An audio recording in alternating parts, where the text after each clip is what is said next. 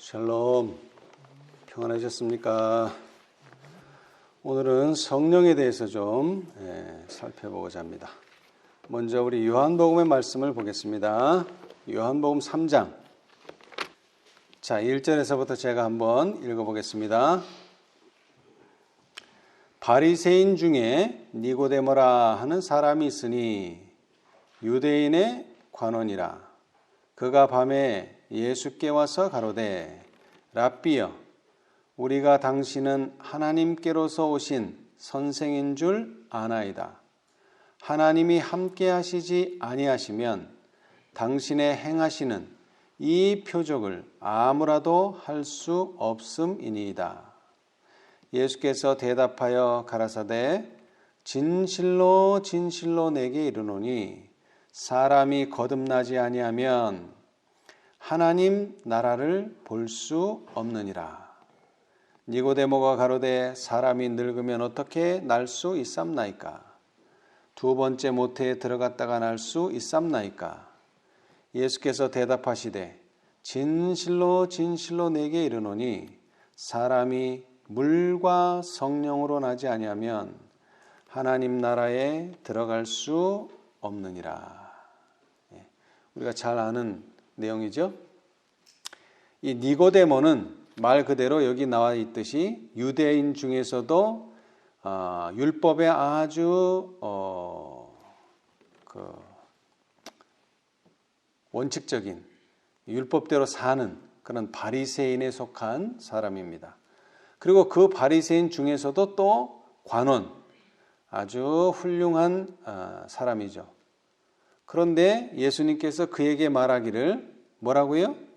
진실로 진실로 내게 이르노니 사람이 뭐하지 아니하면 거듭나지 아니하면 하나님 나라를 볼 수 없느니라.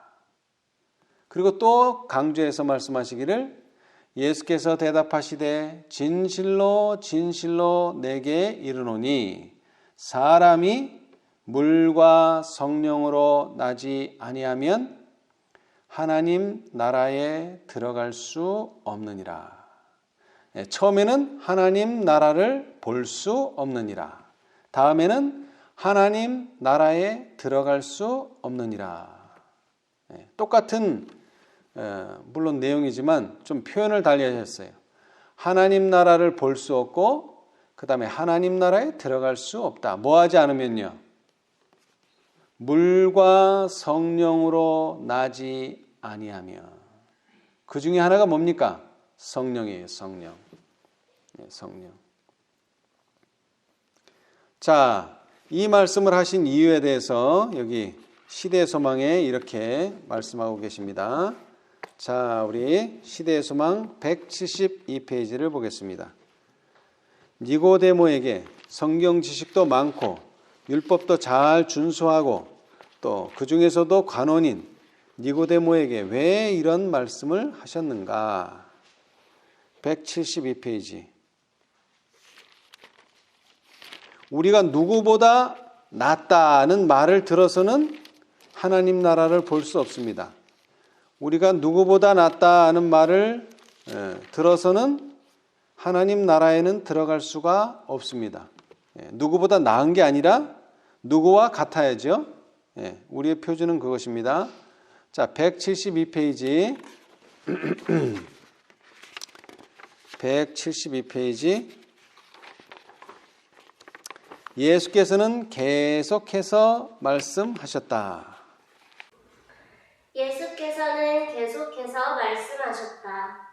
육으로 난 것은 육이요 성령으로 난 것은 영이니 본성적으로 사람의 마음은 악하다. 그러므로 누가 깨끗한 것을 더러운 것 가운데서 낼 수 있으리이까? 하나도 없다. 어떤 인간의 발명품이라도 죄 지은 영혼을 위한 치료제를 발견할 수 없다. 육신의 생각은 하나님과 원수가 되나니 이는 하나님의 법에 굴복하지 아니할 뿐 아니라 할 수도 없으니라. 마음에서 나오는 것은 악한 생각과 살인과 간음과 음란과 도적질과 거짓 증거와 회방이다. 마음의 냇물이 맑게 되려면 먼저 마음의 샘이 정결하게 되어야 한다. 자기 자신의 행위로 율법을 지킴으로 하늘에 이르고자 힘쓰는 자는 불가능한 것을 시도하고 있는 것이다. 단지 율법주의적인 종교, 곧 경건의 모양만을 가진 자에게는 안전함이 없다. 그리스도인의 생애는 옛 것을 변경하고 개량하는 것이 아니라 본성을 변화시키는 것이다. 자신과 죄에 대하여는 죽고 전혀 새로운 생명으로 나오는 것이다. 이런 변화는 성령의 효과적인 역사에 의해서만 이루어질 수 있다. 예. 자, 왜 사람이 거듭나야 되느냐? 특별히 성령으로 거듭나야 되느냐는 설명이 여기 있어요. 우리는 그리스도인 생애는 옛 것을 변경하거나 개량하는 것이 아니라 뭐 하는 거라고요? 본성을 변화시키는 것이다. 예, 우리 집 짓는 일로 한번 비교해 봅시다. 자, 리모델링은 뭐죠? 리모델링? 뼈대는 그대로 놔두고 외장만, 내장이나 외장만 바꾸는 게 리모델링이죠. 이 그리스도인 생애는 리모델링이 아니에요. 뭐라고요? 재건축. 다시 말하면 뭐예요? 옛날에 있던 집을 뭐하고? 뭐 하는 거예요?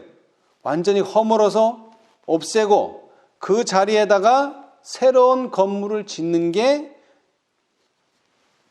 그리스도인 생애예요. 리모델링이 아니에요. 절대 리모델링 하시려고 그러면 안 돼요. 그렇게 하기 위해서는 뭐가 필요하다고요? 성령의 효과적인 역사가 필요하다. 그래서 그런 사람들만이 하나님 나라를 볼 수 있고 그런 사람들만이 하나님 나라에 들어갈 수가 있어요. 그걸 또 성경에는 어떻게 말했느냐? 자신과 죄에 대하여는 뭐하고? 죽고. 우리는 두 가지를 해야 돼요. 하나는 죽는 일을 해야 되고 하나는 새로 사는 일을 해야 돼요. 자신과 죄에 대해서는 죽지만 전혀 새로운 생명, 그리스도의 생명으로는 다시 살아야 돼요. 이것을 제일 잘 설명한 게 갈라디아 2장 20절이죠. 자, 또 한 번 좀 더 내려가서요. 173페이지. 173. 바람 그 자체는 한번 읽어보세요. 바람 그 자체는 눈에 보이지 않지만 보고 느낄 수 있는 결과를 드러낸다. 그와 같이 영혼에게 역사하시는 성령의 활동도 그 구원하는 능력을 체험한 사람의 모든 행위 가운데서 나타나 보일 것이다. 하나님의 성령이 사람의 마음을 사로잡을 때 생애가 변화된다. 죄악적인 생각은 사라지고 악한 행위와는 인연을 끊게 된다. 사랑과 겸손과 화평이 분노와 시기와 분쟁을 대신한다. 기쁨이 슬픔을 대신하고 용모는 하늘의 빛을 반사한다. 아무도 짐을 덜어주는 손을 보지 못하며 빛이 하늘 조정에서 내려오는 것도 보지 못한다. 사람이 믿음으로 자신을 하나님께 바치는 때에 복이 임한다. 그때에 인간의 눈으로는 볼 수 없는 능력이 하나님의 형상대로 새로운 피조물을 창조하는 것이다. 예, 이것이 바로 성령의 역사죠. 그때의 인간의 눈으로는 볼 수 없는 능력이 하나님의 형상대로 새로운 피조물을 창조하는 것이다. 예, 이것이 바로 성령의 역사입니다.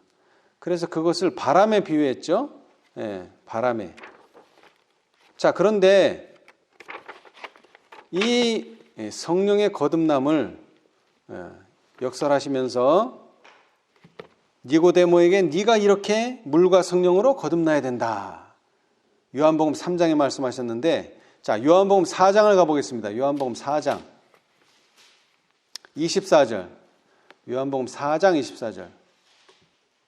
하나님은 영이시니 예배하는 자가 신령과 진정으로 예배할지니라.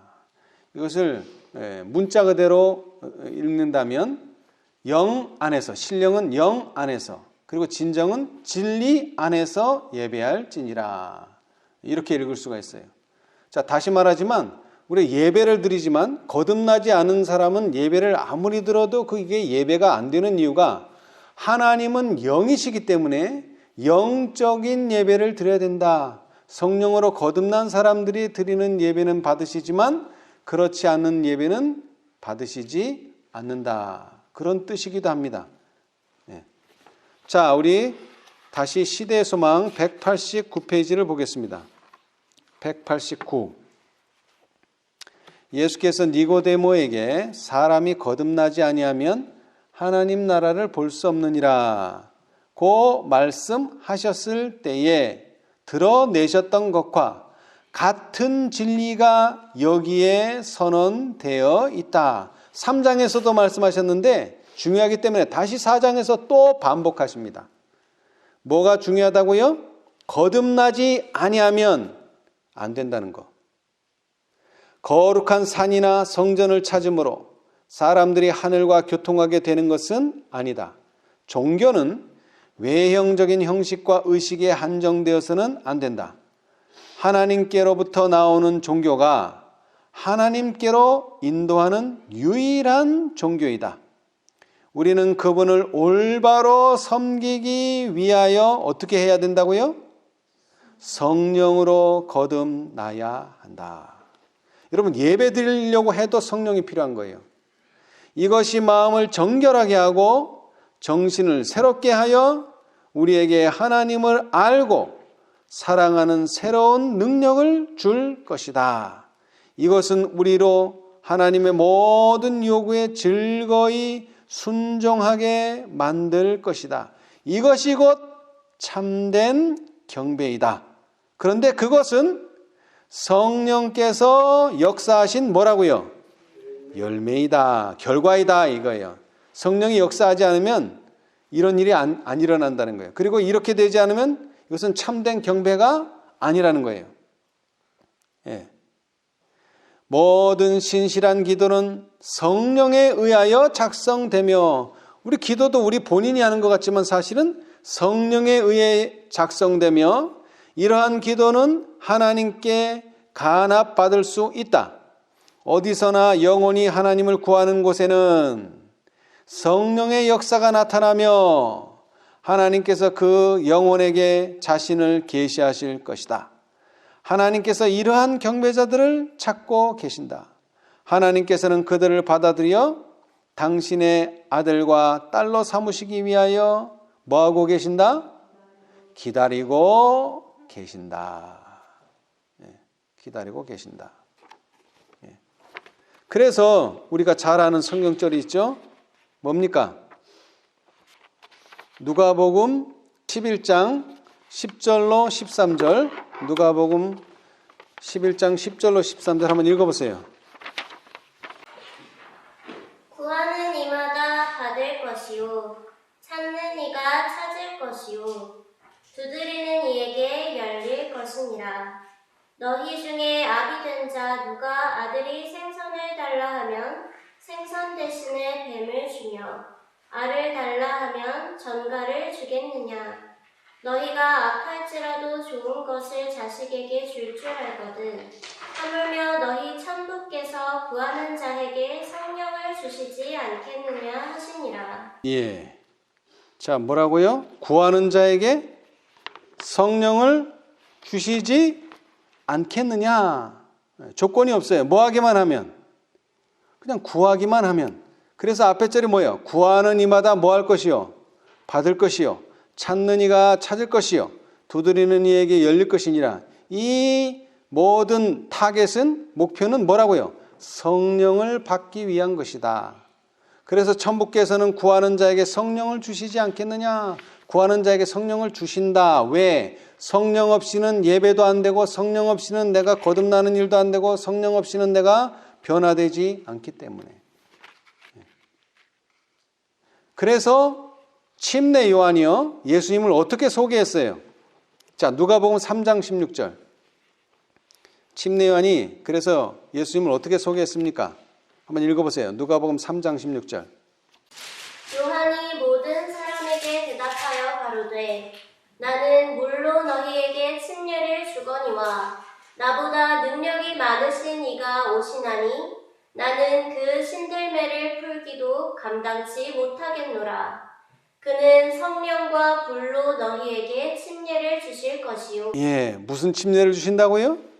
성령과 불로 너에게 침례를 준다. 침례는 무슨 침례밖에 못 줬는데, 그저 물의 침례밖에 못 줬는데, 누구는요? 예수님은 성령과 불로 너희에게 침례를 주실 것이다. 이분이야말로 우리의 신앙생에서 꼭 필요한 분인데, 왜? 성령의 침례를 주실 수 있는 분이기 때문에. 자, 그런데 정작 예수님을 한번 보겠습니다. 예수님. 자, 마태복음 1장 18절로 20절. 마태복음 1장 18절로 20절. 예수님은 어떻게 태어나셨습니까? 예수 그리스도의 나심은 이러하니라. 그 모친 마리아가 요셉과 접혼하고 동거하기 전에 성령으로 잉태된 것이 나타났더니 그 남편 요셉은 의로운 사람이라 저를 드러내지 아니하고 가만히 끊고자 하여 이 일을 생각할 때에 주의 사자가 현몽하여 가로되 다윗의 자손 요셉아 내 아내 마리아 데려오기를 무서워 말라. 저에게 잉태된 자는 성령으로 된 것이라. 예, 여기 다시 강조합니다. 예수님은 어떻게 잉태됐다고요? 성령으로. 여러분, 우리가 거듭난다고 말할 때 사실은 뭐라 그랬죠? 자는 죽고 예수님 안에서 사는 것을 우리는 거듭남이라 표현하는데, 예수님은 태어나실 때부터 뭐로 태어나셨어요? 성령으로 잉태된 자예요. 예수님은. 태어나신 다음에 거듭난 게 아니에요. 태어나실 때부터 성령으로 잉태됐어요. 그런데 예수님을 알리는 침례 요한은 또 어떻게 태어났나 봅시다. 침례 요한. 누가복음 1장 13절. 누가복음. 천사가 일러 가로되 사가랴여 무서워 말라. 너의 간구함이 들린지라. 내 아내 엘리사벳이 내게 아들을 낳아 주리니 그 이름을 요한이라 하라. 너도 기뻐하고 즐거워할 것이요 많은 사람도 그의 남을 기뻐하리니 이는 저가 주 앞에 큰 자가 되며 포도주나 소주를 마시지 아니하며 모태로부터 뭐를 입어? 성령의 충만함을 입어 이스라엘 자손을 주곧 저희 하나님께로 많이 돌아오게 하겠음이니라. 여러분, 침례 요한도 어떻게 태어났어요? 성령 충만함을 입어서 태어났어요. 예수님은 성령으로 잉태되셨고 침례 요한은 모태로부터 성령의 충만함을 입고 태어났어요. 자, 예수님이 성령으로 잉태되셨으면 성령이 필요합니까? 필요 없습니까? 예수님에게. 태어날 때부터 성령으로 잉태되셨는데. 또 침례 요한이 모태로부터 성령의 충만함을 입고 태어났는데 성령이 태어난 다음에 성령이 필요합니까? 필요 없습니까? 필요하죠. 예. 자, 그런데 제가 이 말씀을 드리는 이유는 우리가 개인적으로 거듭나야 될 때에 필요한 성령을 구하기 위해서는 뭐 하기만 하면 돼요? 그냥 구하기만 하면 돼요. 왜? 원하지 않는 사람에게 주실 수도 없지만 원하는 자에게 모두 주시는 이유는 그들이 거듭나서 그리스도인 생애를 살 수 있도록 하기 위해서 주어지는 것이. 그런데 예수님께서는 제자들에게 뭘 약속하셨죠? 성령을 약속하셨어요. 그러면 거듭나야 되는 성령과 예수님께서 제자들에게 약속하신 성령은 다른 성령이냐 이거죠. 왜 거듭나야 되는 성령이 필요하면 그걸 그냥 바로 즉시 주셔야 되는데 약속하셨다는 것은 아직 그들이 받지 못했다는 이야기예요. 약속하셨다는 것은.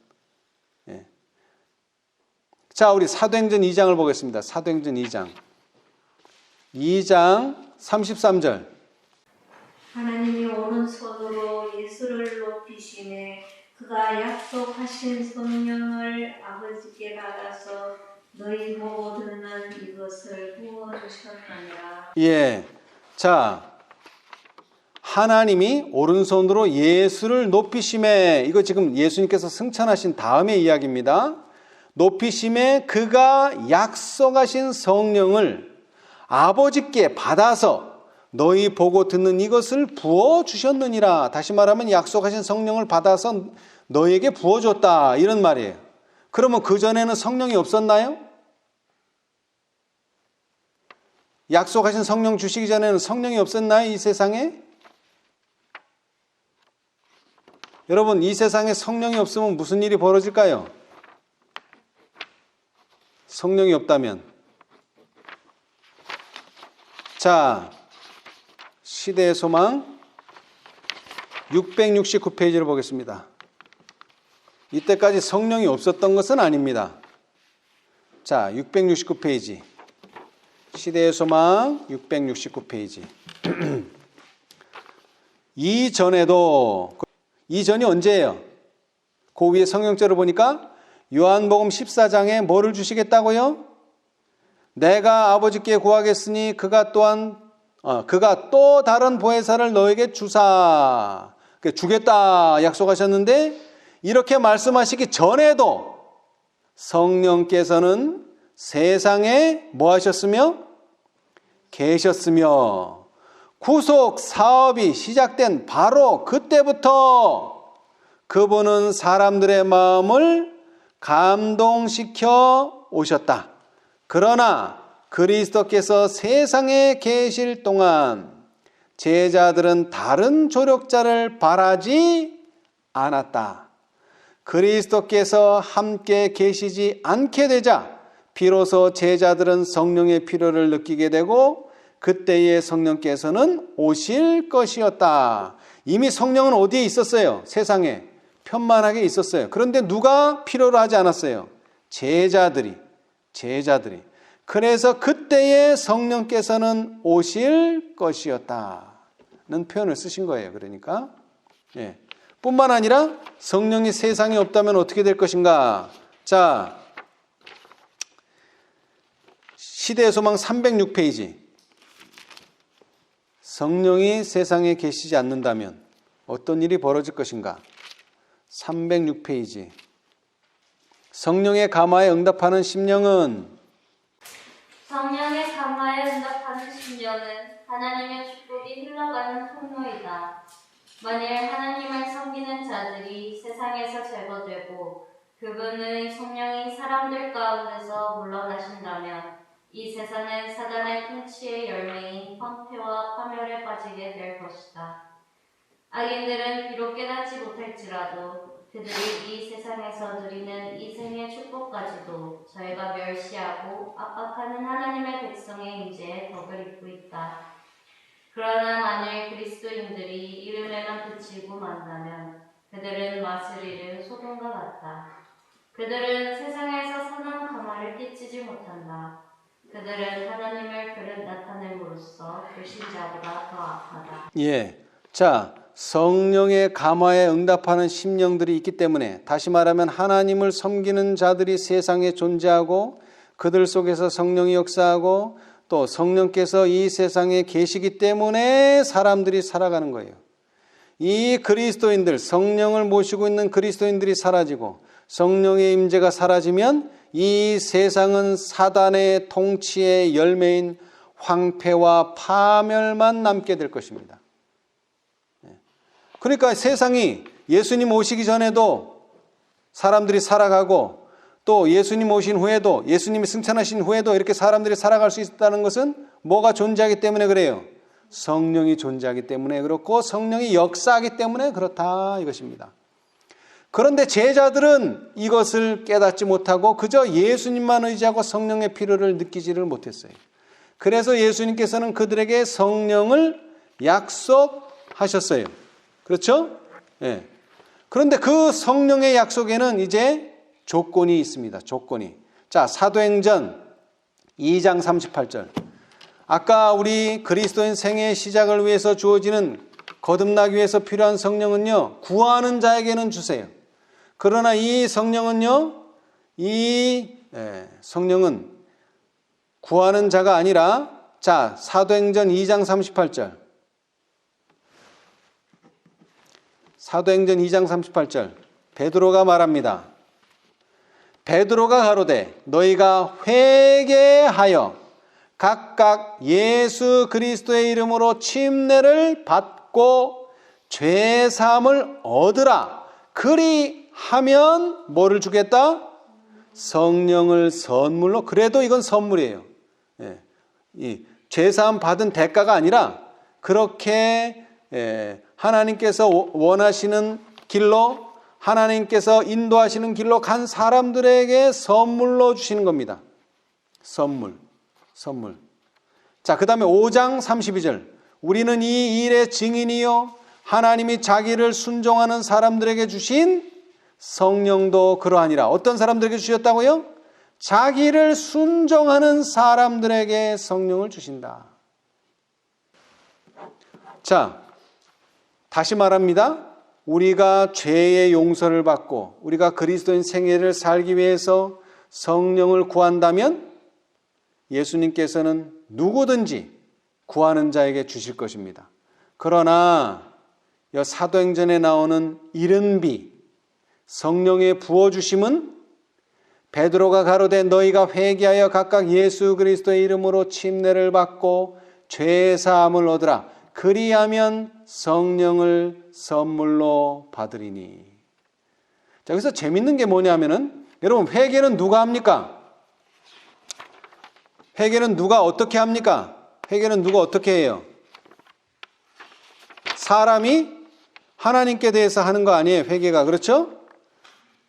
그런데 회개를 하려면 뭘 깨달아야 되죠? 회개를 하려면 뭘 깨달아야 됩니까? 아까 시대의 소망 172페이지에서도 말했지만 죄를 깨달아야 돼요. 근데 그 죄를 깨닫게 해주시는 분이 누구라고요? 성령. 아니, 성령을 선물로 주신다 그래 놓고 회개를 하려면 뭐가 필요하다고요? 성령이 필요해요.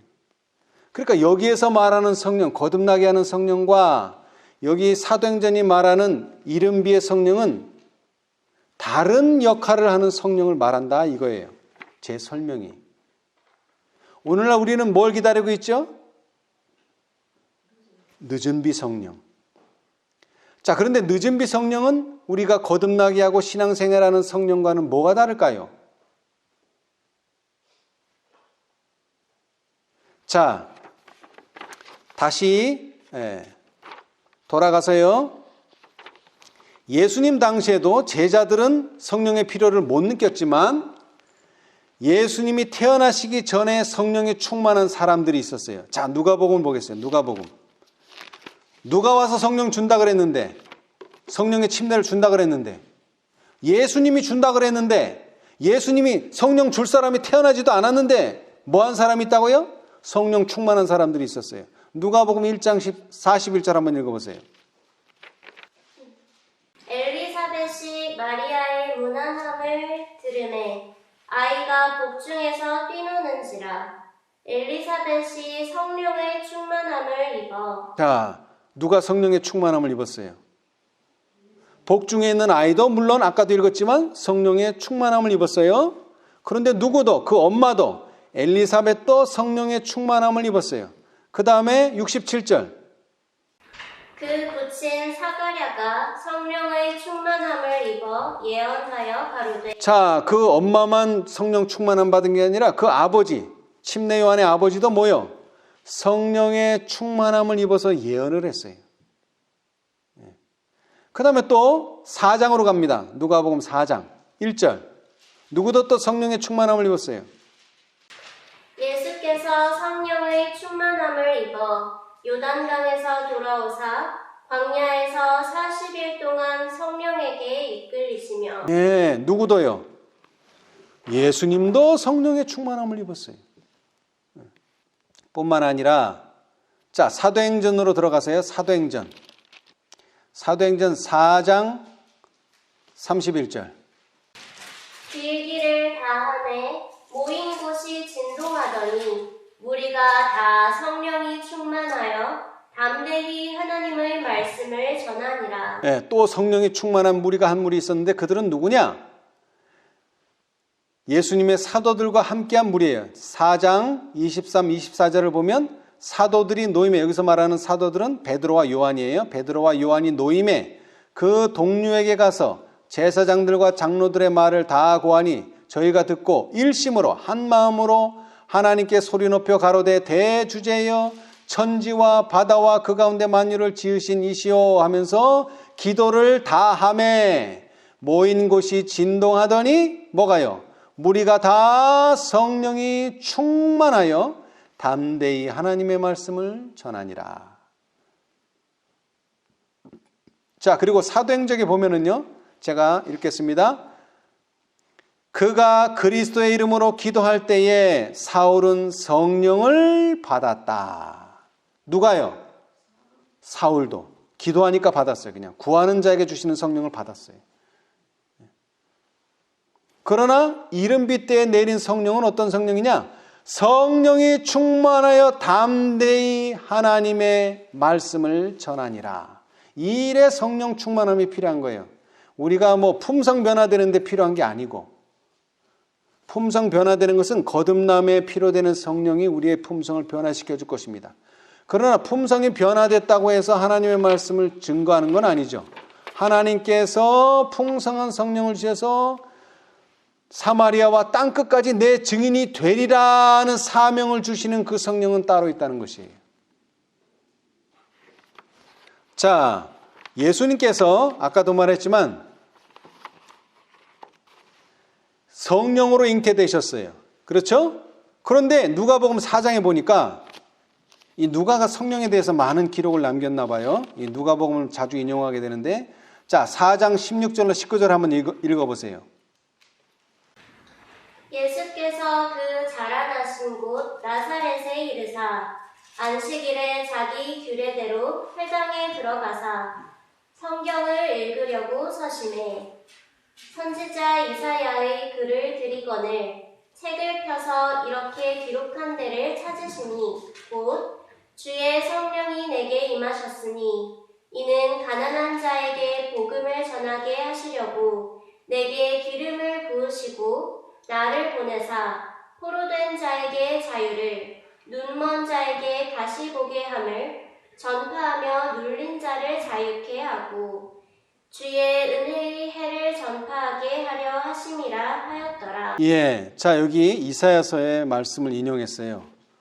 이사야서 61장 1절을 인용했는데요. 이사야서 61장 1절은 이렇습니다. 주 여호와의 신이 내게 임하셨으니 이는 여호와께서 내게 기름을 부으사 가난한 자에게 아름다운 소식을 전하게 하려 하심이라. 나를 보내사 마음이 상한 자를 고치며 포로된 자에게 자유를, 갇힌 자에게 노임을 전파하며. 예, 똑같은 말씀이에요.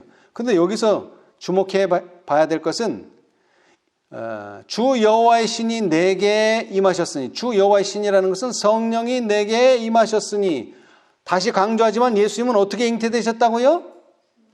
성령으로 잉태되셨는데 또 성령이 내게 임하셨으니, 또 누가복음에서는 주의 성령이 내게 임하셨으니, 왜 또 성령이 또 임하냐 이거예요. 그러면서 뭐를 말씀하셨냐면 자신의 사명이 뭔지를 말씀하셨어요. 다시 말하면 성령은 태어날 때도 충만할 수 있고 그 다음에 거듭나면서 성령으로 거듭날 수 있지만 하나님이 주신 사명을 하기 위해서도 기름 붓는 일 또는 성령의 임하심이 필요하다 이것입니다. 그것을 과거에는 이렇게 성령이 임하셨다 또는 이른비 때는 성령이 기름 붓듯 성령을 부어주셨다 이렇게 표현하셨어요. 그걸 이른비라고 표현하는데, 그런데 나중에 이 사업이, 이 복음 사업이 끝날 때도 뭐라고요? 성령을 부어주신다. 이건 뭐라고 표현하죠? 늦은 비다 이렇게 표현하는 거예요. 많은 사람들이 늦은 비를 기다리는데 화이선제는 늦은 비를 받는 일에 실패하고 있다. 많은 사람들이 이렇게 얘기했어요. 왜 그랬을까요? 거듭나게 하는 성령을 받는 일에 실패했기 때문에 그렇게 변화되지 않은 사람들에게는 이른비나 늦은비 같은 하나님의 사업을 할 임무를 맡겨주시지 않는다는 뜻입니다. 예. 자, 다시 요한복음으로 와서요. 예수님께서 이제 제자들에게 성령에 대해서 구체적으로 말씀하십니다. 자, 요한복음 14장 16절 17절 한번 읽어보세요. 내가 아버지께 구하겠으니 그가 또 다른 보혜사를 너희에게 주사 영원토록 너희와 함께 있게 하시리니 저는 진리의 영이라. 세상은 능히 저를 받지 못하나니 이는 저를 보지도 못하고 알지도 못함이라. 그러나 너희는 저를 아나니 저는 너희와 함께 거하시며 또 너희 속에 계시겠음이라. 예, 감사합니다. 우리가 성령을 말할 때 항상 중요하게 생각해야 될 게 성령은 무엇과 짝이냐? 진리와 짝이라는 거예요. 아까 요한복음 4장에서도 봤죠? 어떻게 예배드려야 된다고요? 신령과 진정으로. 신령은 뭐라고요? 성령 안에서, 진리 안에서 예배드려야 된다. 성령과 진리는 항상 짝이에요. 여기서 요한복음 14장도 말합니다. 영은 영인데 이 성령은 어떤 영이라고요? 진리의 영이다. 더 구체적으로 말했어요. 요한복음 16장 13절 한번 읽어보세요. 그러하나 진리의 성령이 오시면 그가 너희를 모든 진리 가운데로 인도하시리니 그가 자의로 말하지 않고 오직 듣는 것을 말하시며 장래일을 너희에게 알리시리라. 자, 여기는 정확하게 나왔죠? 진리의 영이라고 안 했어요. 진리의 뭐? 성령. 진리가 있는 곳에 성령이 있고 성령이 계시다면 무엇만 말해요? 진리만을 말합니다. 예. 그래서 진리와 성령은 뗄래야 뗄 수가 없어요. 예.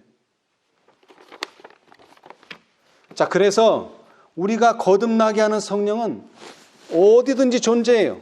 그리고 뭐 하는 자는? 구하는 자에게는 다 주세요. 그러나 이 이른 비와 늦은 비는요, 때가 돼야지만 주어집니다. 여러분, 이른 비와 늦은 비를 다 언급하고 있는 성경절이 성경에 몇 번 나온다고 생각하세요? 성경에 구약에 4번, 신약에 1번 나와요. 자, 구약부터 보겠습니다. 자, 신명기 11장 14절. 여호와께서 너희 땅에 이른 비 늦은 비를 적당한 때에 내리시리니 너희가 곡식과 포도주와 기름을 얻을 것이요. 자, 뭐를 주신다고요? 이른 비와 늦은 비를 언제 주신다고요? 적당한 때, 요 적당한 때. 자, 그 다음에 그것을 받으면 뭐가 이루어지죠? 열매가 맺혀서 곡식을 얻고요.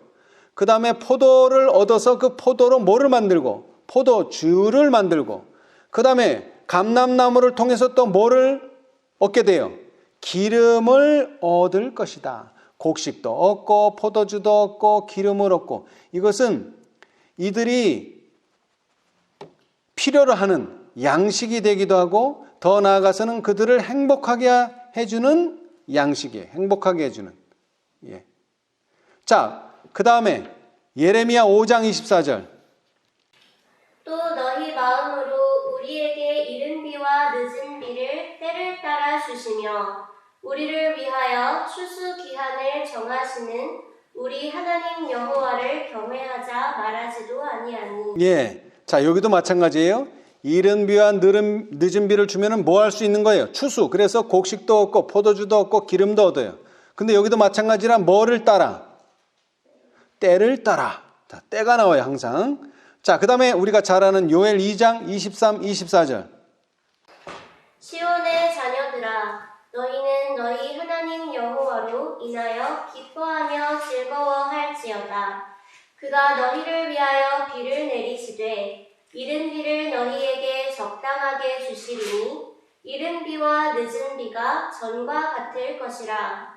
마당에는 밀이 가득하고 독에는 새 포도주와 기름이 넘치리로다. 예, 여기도 마찬가지죠. 신명기서를 다시 반복합니다. 이제 이른 비와 늦은 비를 적당한 때 또는 때를 따라 주셔서 곡식이 풍성하게 풍년이 들게 하시면 우리는 곡식도 얻고 포도주도 얻고 기름도 얻는다. 그런데 이 요엘 2장은 조금 더 자세히 봐야 될 게 어떤 원문에는 그가 너희를 위하여 비를 내리시되 이 내용을 어떤 성경에는 복음 성경에는 있어요. 복음 성경에는 그가 너희에게 의의 교사를 보내신다. 이렇게 표현되어 있대요. 그러니까 비를 뭐로 표현했어요? 비를 의의 교사로. 비를 의의 교사로 표현했어요. 그래서 이른 비와 늦은 비가 전과 같을 것이라. 이렇게 이른 비와 늦은 비를 받게 되면 뭐 된다고요? 추수를 하게 되고 곡식도 얻고 포도주도 얻고 기름도 얻게 된다. 이것이 네 번째. 예. 세 번째인가요? 세 번째네, 세 번째. 예, 세 번째. 첫 번째, 두 번째, 세 번째. 세 번째의 이른 비와 늦은 비. 5번이 아니라 4번이네요. 구약에 3번, 신약에 1번. 자, 그 다음에 신약에도 나오죠. 신약에. 자, 야고보 5장.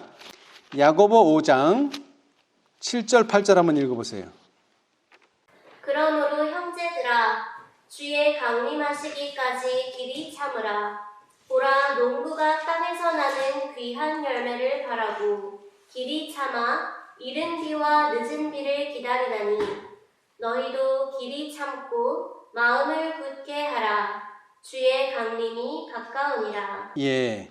자, 이 이른 비와 늦은 비는 어떤 사건과도 연관이 깊으냐면 재림과도 연관이 깊어요. 왜? 재림은 뭐 하기 위해서 온다고요? 추수하기 위해서 온다. 근데 추수를 하려면 뭐가 필요하다고요? 늦은 비만 필요한 게 아니라 이른 비와 늦은 비가 필요한 거예요.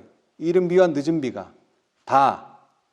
우리 개인적으로는 그렇습니다. 그러나 시기적으로는 이미 이른 비가 예수님 예수님 승천하시고 AD 100년 안쪽으로 이른 비가 왔어요. 그 다음에는요, 이제 마지막 때 2000년대에 늦은 비가 올 것입니다. 그런데 이것은 다 뭐라고요? 우리로 하여금 교회를 추수할 수 있게 하는 것이고 개인적으로는 또 예수님의 재림을 맞이할 수 있는 준비를 하게 하는 것이다. 예. 자, 우리 목사들에게 보내는 증언의 한 말씀을 읽어보겠습니다. 506페이지. 이 땅의 농작물을 익히는 늦은 비는 교회로 하여금 인자의 오심을 위해 예비되도록 하는 영적인 은혜를 대표한다. 그러나 이른 비가 내리지 않는다면 생명이라고는 전혀 있을 수 없을 것이다. 푸른 색깔의 싹이 솟아나오지 않을 것이다.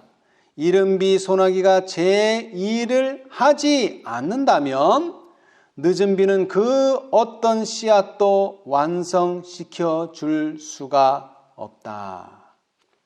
맞는 얘기죠? 그렇죠? 이른 비 없는 늦은 비는 없어요. 여기 적당한 때 또는 때를 따라 그랬는데 어떤 사람에게나 이른 비가 오지 않고서는 늦은 비는 없어요. 이른 비가 왔기 때문에 늦은 비가 올 수 있는 거예요. 자, 그래서 이제 봅시다. 초기 문집 33페이지. 초기 문집 33페이지. 우리는 개인적으로 거듭나게 하시는 성령의 역사를 경험합니다마는 이 성령의 역사로 우리의 품성이 준비되면 우리가 다음 단계로 해야 될 일이 있어요. 자, 33페이지. 거기 중간쯤 보면 한편 나는 안식일을 알지 못해서 지키지 못하는 하나님의 자녀들이 있음을 보았다. 그들은 안식일에 대한 빛을 거절하지 않았다. 환난의 때가 시작될 즈음에 우리는 성령의 충만함을 입고 나아가 안식일을 더 온전하게 선포하였다. 자, 언제 안식일을 더 완전하게 선포했다고요? 성령의 충만함을 입고, 그렇죠? 근데 거기에 일자라고 써 있는 거 보세요. 일자. 설명이 있는 거예요. 설명. 자, 85쪽을 보라. 거기 나와 있죠, 밑에? 85쪽을 보라. 자, 85쪽 보겠어요. 이제 다시 85쪽으로 가서 증보 설명 85. 자, 1번이죠. 1번. 아까 1번이죠. 33쪽에 아래와 같은 내용이 기록되어 있다. 나는 거룩한 안식일이 하나님의 참 백성과 불신자들을 구별짓는 표가 되며 앞으로도 변함이 없을 것임을 보았다. 안식일은 하나님을 사랑하고 기다리는 성도들의 마음을 한데 묶는 크나큰 실마리이다. 한편 나는 안식일을 알지도 못하고 지키지도 못하는 하나님의 자녀들이 있음을 보았다. 그들은 안식일에 대한 빛을 거절하지 않았다. 환난의 때가 시작되자 우리는 성령의 충만함을 입고 나아가 안식일을 더 충만하게 선포하였다.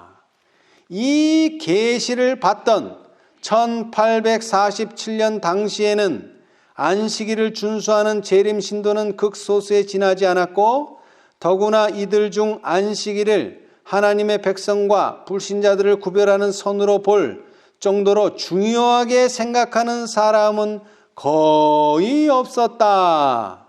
그러나 지금에 와서는, 지금이 언제입니까? 지금이 언제예요? 여러분, 머릿말, 이 초기 문집의 머릿말 언제 썼죠? 1851년. 그러니까 1847년 당시에는 안식일이 그렇게 중요하지 않았어요. 그런데 언제는 지금 이 글을 쓰고 있는 1851년, 한 4년 정도가 지나서요. 그러나 지금에 와서는 그 계시가 실현되기 시작하고 있다.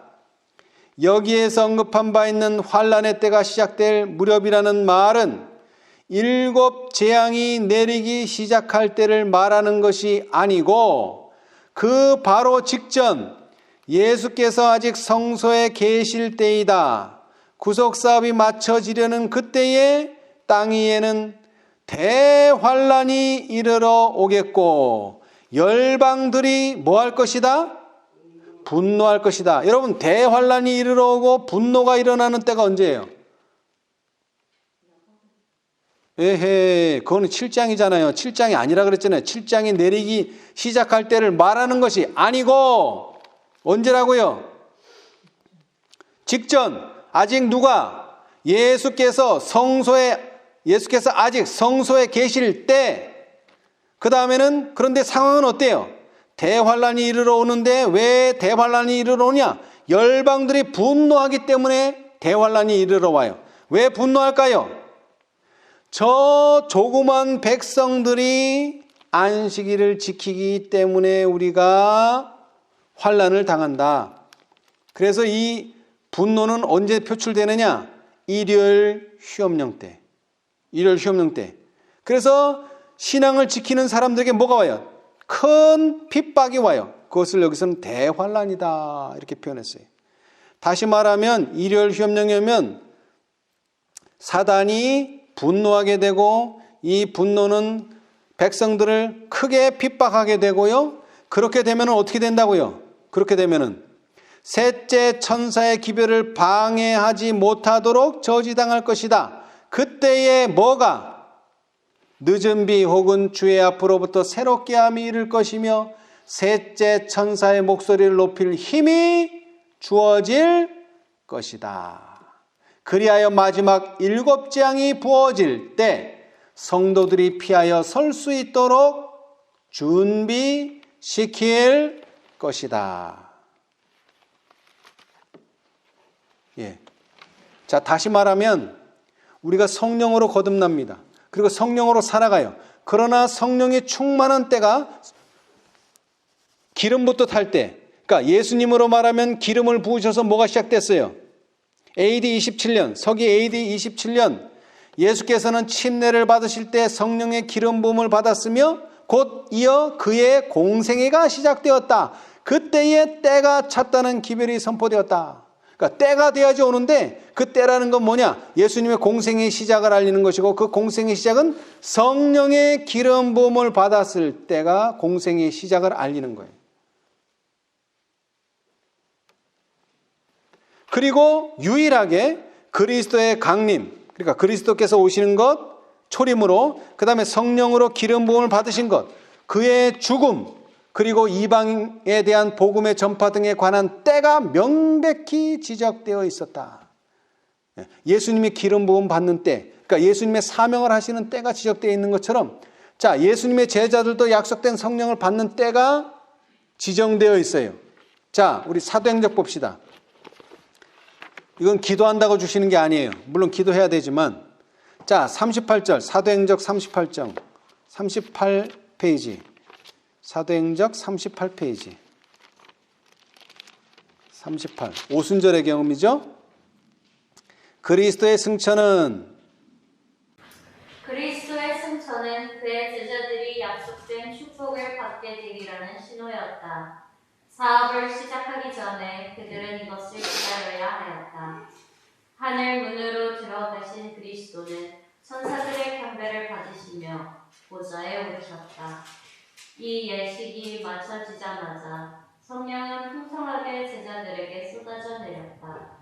그리고 그리스도께서는 과연 영원부터 아버지와 함께 가지셨던 모든 영광으로 영화롭게 되셨다. 오순절 성령 강림은 구주의 취임식이 끝났다는 하늘의 통보였다. 그분은 당신의 약속에 따라 하늘로부터 성령을 그의 제자들에게 보내셨는데 이것은 왕으로서 하늘과 땅의 모든 권세를 받은 분이요 따라서 그의 백성을 위해 기름 부음을 받은 분이시라는 증거였다. 자, 언제 오순절에 성령이 내렸다고요? 구주의 취임식이 끝났다는 하늘의 통고. 여러분, 그런데 우리가 거듭나는 일에는 이거 통고가 있을 때까지 기다리고 이런 게 필요 없어요. 왜? 구하는 자는 언제든지 성령을 주십니다. 그러나 이 이른비 성령은요, 구주의 취임식이 끝나야지만 줄 수가 있어요. 공적인 사업이기 때문에 그래요.